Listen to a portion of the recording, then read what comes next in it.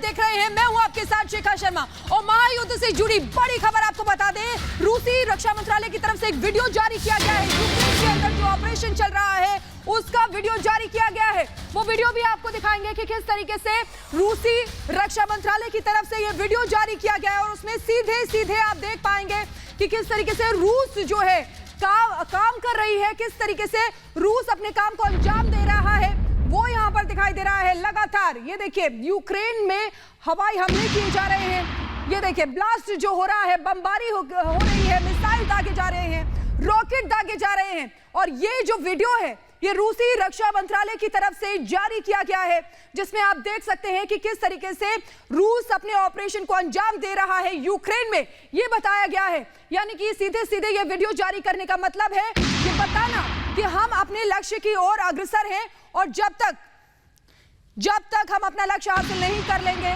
तब तक नहीं रुकेंगे।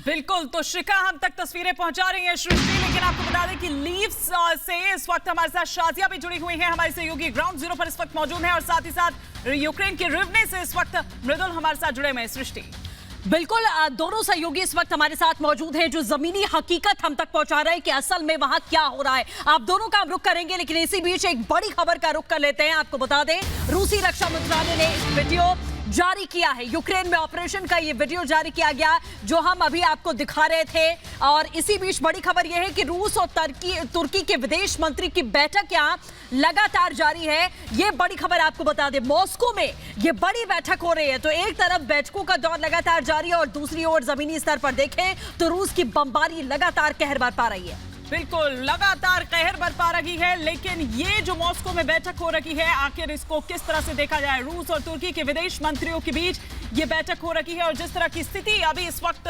दोनों देशों के बीच चल रही है, उस पर किस तरह से विराम लगे, ये कोशिशें लगातार की जा रही है। लेकिन अब तक हुई जो वार्ता है वो बेनतीजा ही रही है, वो असफल ही साबित हुई है। अब ये देखना होगा कि क्या आने वाले वक्त में ये रुख लेता है। लेकिन आज अमेरिकी संसद में संबोधन भी होना है ज़ेलेंस्की का।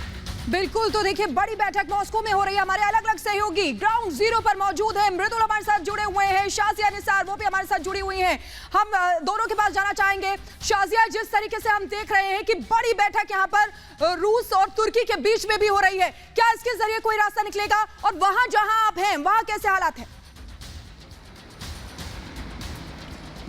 बेशक शिखा, पहला सवाल आपका ये था कि बैठक से क्या उम्मीद करें, क्या बैठक से कोई हल निकलेगा, कोई नतीजा निकलेगा? क्योंकि 20 दिन का समय पूरा हो चुका है, 20 दिन हो चुके हैं, पूरे खत्म हो चुके हैं वो दिन, लेकिन बावजूद इसके ये जंग लगातार जारी है और यूक्रेन के एक एक हिस्से को रूस जो है वो निशाना बनाने की कोशिश कर रहा है। ऐसे में दर भटकते हुए लोग हमें नजर आ रहे हैं। इस बीच बैठकों का सिलसिला भी लगातार जारी है। 4 बार की टेबल टॉक जो है वो यूक्रेन और रूस के बीच हो चुकी है, लेकिन किसी तरह का कोई नतीजा नहीं निकला। इस बीच एक और बैठक हो रही है रूस और टर्की के बीच। जाहिर तौर पर हम इस बैठक से उम्मीदें करते हैं कि कोई तो हल निकले, क्योंकि पिछले कई दिनों में हमने देखा कई बड़े वर्ल्ड लीडर्स ने खुद पुतिन से बात की है, जिसमें प्रधानमंत्री नरेंद्र मोदी भी शामिल हैं। उन्होंने भी बात की और यही बात रखी कि हम इस युद्ध के पक्ष में नहीं है, ये युद्ध खत्म होना चाहिए। लिहाजा इस बैठक से भी हम काफी उम्मीदें करते हैं। दूसरा सवाल था कि आप मैं जहां पर मौजूद हूं वहां पर क्या सिचुएशन है, तो मैं अपने दर्शकों को बताना चाहूंगी शिखा कि इस समय मैं लवीव में मौजूद हूं, जो कि यूक्रेन का एक मशहूर शहर है। यहां पर स्थिति अभी इस समय नॉर्मल है। यहां पर आप लोगों का जज्बा मेरे पीछे देख सकती हैं, लोगों में डर खौफ इस समय इस बात का नहीं है कि कोई देश हम पर हमला कर रहा है, बल्कि इस बात का हौसला है कि हम डट कर मुकाबला कर रहे हैं, हम लड़ रहे हैं। मेरे पीछे आप कई सेना की वर्दी पहने हुए लोगों को देख सकती हैं। ये वो लोग हैं शिखा जो कि आम जनता है और इन्होंने हथियार उठा लिए हैं, ये रूस के खिलाफ खड़े हो गए हैं और ये हौसला अपने लोगों का बढ़ाते हुए नजर आ रहे हैं। आप देखिए, यहाँ पर हलचल अच्छी सी नजर आ रही है। हालांकि यहाँ पर भी वक्त पर सायरन बजते हैं और ऐसे में सभी लोगों को बंकरों में जाना होता है। लेकिन फिलहाल लवीव की तस्वीरें हौसले से भरी हुई हैं, जो कि मैं आपके सामने रख रही हूँ। बिल्कुल शाजिया, आप हमारे साथ बने रहिए। हम मृदुल का भी रुख करते हैं। मृदुल, देखिए कीव की क्या हालत है वो आप लगातार यहाँ पर बता रहे हैं, लेकिन मैं आपसे ये समझना चाहती हूँ कि पोलैंड नेटो अगर अपनी फोर्सेस भेजता है या यूएस आर्मी जो है वो स्वीडन में अगर अभ्यास करती है, और इस तरह के अभ्यास हम तमाम देख रहे हैं, क्या ये चीजें उकसावे वाली कार्रवाई नहीं है? इस तरह से तो ये लग रहा है कि ये सिर्फ रूस और यूक्रेन के बीच नहीं है, बल्कि रशिया और अमेरिका दिखाई दे रहा है।